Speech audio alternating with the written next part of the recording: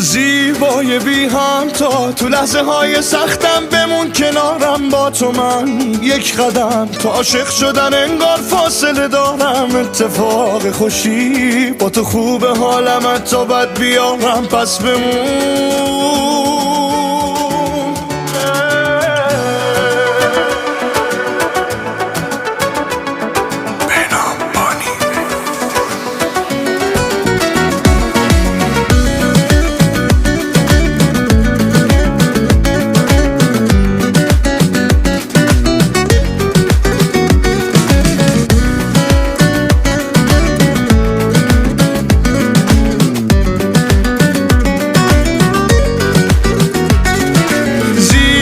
بی همتا تو لحظه های سختم بمون کنارم با تو من یک قدم تا عاشق شدن انگار فاصله دارم اتفاق خوشی با تو خوب حالم تا بد بیارم پس بمون زحمت عشق منم رو دوش تو این همه حس قشنگ نوش تو چی بهتر از این که حسمو زمزمه کنم در گوش تو زحمت عشق منم رو دوش تو این همه حس قشنگ نوش تو چی بهتر از این که حسمو زمزمه کنم در گوش تو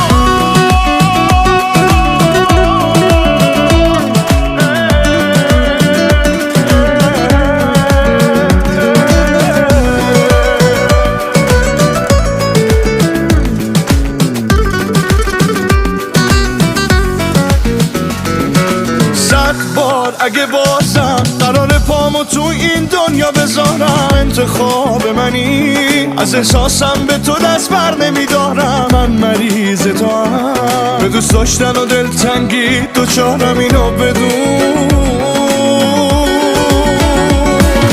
زحمت عشق منم رو دوش تو این همه حس قشنگ نوش تو چی بهتر از این که حسمو زمزمه کنم در گوش تو زحمت عشق منم رو دوش تو این همه حس قشنگ نوش تو چی بهتر از این که حسمو زمزمه کنم در گوش تو